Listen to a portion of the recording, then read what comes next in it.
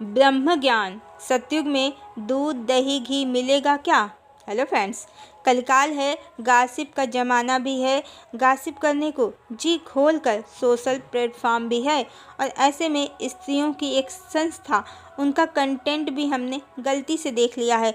वहाँ प्रश्न पूछे जा रहे हैं कि सतयुग में खाने को दूध दही घी मक्खन रसमलाई मिलेगी कि नहीं। देखा, यही मनुष्य का स्वभाव है। ऐसो आराम छूटना नहीं चाहिए।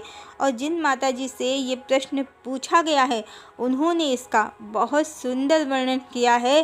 किस तरह हाईटेक तरीके से, बहुत हाइजीनिक वे में सतयुग में दूध दही घी और उससे निर्मित खाने पीने का सामान मिलेगा। अब पता नहीं सतयुग में क्या मिलेगा। जो भी मिलेगा परमात्मा की इच्छा से ही मिलेगा। पर ये सब वार्तालाप शेख चिल्ली के सपने जैसा नहीं है क्या कि आज अंडे बेचूंगा और अंडे लाऊंगा, उन अंडों से ढेरों मुर्गियां निकलेंगी और अंडे निकलेंगे, बिजनेस बढ़ेगा, फिर मैं महल बनाऊंगा, फिर मैं गाड़ी लाऊंगा, फिर मैं पूरा गांव ही खरीद लूँगा। पर इतने में कहीं से झटका लगा, अंडे फूट गए और सपना टूट गया। सतयुग में दूध दही घी मिलेगा कि नहीं, रसमलाई मिलेगी कि नहीं, उससे ज़्यादा इम्पॉर्टेंट प्रश्न ये नहीं है क्या हमें सतयुग में प्रवेश मिल पाएगा? क्या हम उसके काबिल हैं?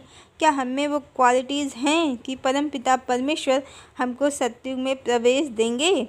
आज के जैसा तो सतयुग नहीं होगा कि जिसके पास कोई गुण ना हो, कोई अच्छे कर्म ना हो, बल्कि पापों का ढेर लगा हो और उसे खाने को रसमलाई मिले।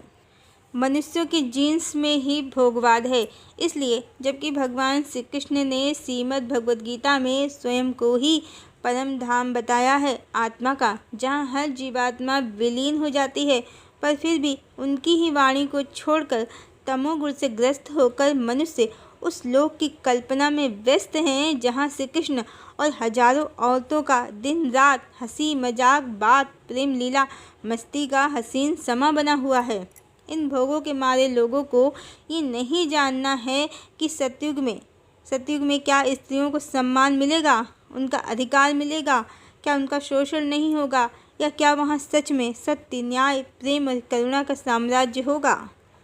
इन्हें तो ये जानना है कि क्या सतयुग में दूध दही घी मिलेगा, कृष्ण कन्हैया संग रास रचाने को मिलेगा, और कन्हैया लोगों को हजारों स्त्रियों संग मौज मनाने को मिलेगा कि नहीं। ये फिलॉसफी ही अजब है, अद्भुत है, गजब है। इसके अकॉर्डिंग जब भगवान ही ऐसे हैं तो हर पुरुष को मनमाने संबंध बनाने का पूर्ण अधिकार है, और स्त्रियों को मूर्ख बना दिया गया है कुछ मूर्ख स्त्रियों के बहाने, जो भगवान को बहुपत्नीवादी समझती हैं, नहीं जानती हैं कि वो स्वयं राधा भी हैं, कृष्ण भी हैं, शिव शक्ति के मिलन से बनी रचना हैं, हर क्षण परमात्मा प्राप्त हैं, बस स्वयं को शक्ति तत्व में विलीन करने की देर भर है। उनके भरोसे ही ये गलत कॉन्सेप्ट समाज में चल रहा है। स्त्रियों को तो कुछ नहीं मिल रहा है, हाँ पुरुषों की मौत जरूर हो गई है। भगवान भरोसे उनको अनेक संबंध बनाने का मौका जो मिल रहा है, फ्री की रसमलाई जो मिल रही है। अभी जो बाढ़ बारिश भूकंप जल प्रलय अग्नि प्रलय का भयंकर समा बना हुआ है, जिसके समय के साथ कम होने के अभी तो कोई आसार नहीं दिख रहे हैं, बल्कि कितने ही समुद्र किनारे शहरों के देश में भी और विदेश में भी समुद्र में समा जाने का समय निकट आता जा रहा है। युद्ध की विनाश लीला तो चल ही रही है। ऐसे में जो सतयुग आने वाला है वो कल्पनाओं से परे होगा। दूध दही घी मिले ना मिले, वहाँ रास रचाने वालों को, मल्टीपल रिलेशंस रखने वालों को और परमात्मा का ओंकार स्वरूप बिगाड़ कर उन्हें औरतों वाले किसी लोक का स्वामी बताने वालों को एंट्री नहीं मिलेगी, बल्कि कर्म और सोच इनके निम्न और तामसिक स्तर के हैं।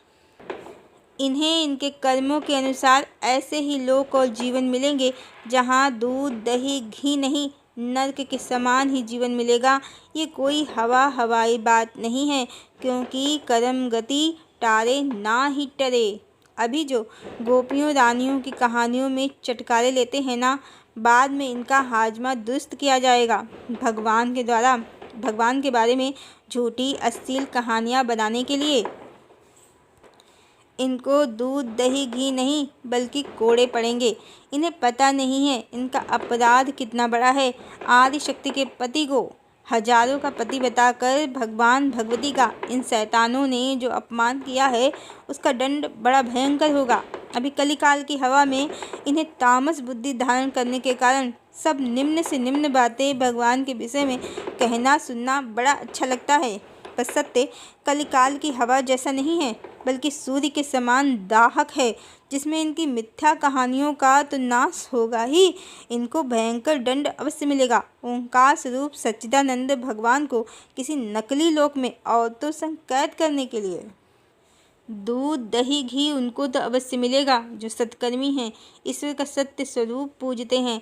पर जो अधर्मी हैं, भगवान के विषय में झूठी नकली प्रेम कथाएं चलाते हैं, ईश्वर का परम ब्रह्म परमात्मा का अपमान करते हैं, उनका सत्य छुपाते हैं, इसे भक्ति की भावना बताते हैं और दूध दही घी संग रास लीला रचाने के सपने देखते हैं, तो भगवान इनकी अब अच्छी खबर लेंगे।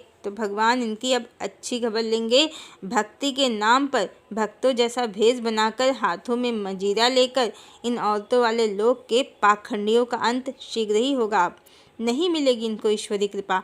अभी तक ये मात्र कली की छत्र छाया में पल रहे थे, बढ़ रहे थे, पर अब जब माँ आदि शक्ति के प्रभाव से कलिकाल का क्षय होना प्रारंभ हो गया है तो माँ अपने त्रिशूल को इनका रक्तपान कराएंगी, जो कलिकाल में भगवान के विषय में औरतों वाला ड्रामा करके दुष्प्रचार करके दूषित हो गया है। हरि ओम।